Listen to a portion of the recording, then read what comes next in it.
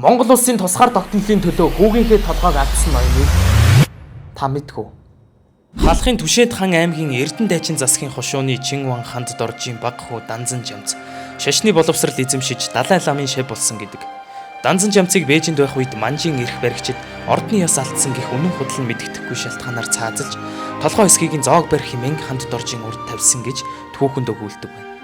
Ханд дорж энэ асар их доромжлыг төвчиж хүүгийнхээ толгой эсгийг барьж явсаар жанж хүүгийн давааг давж манж хятадын майланган шаахан уул марл илжигний туурайг ар халахын нутагт хэрхэвч гიშгүүлэхгүй хэмээн тангараг өргөсөн гэж өгүүлдэг байна.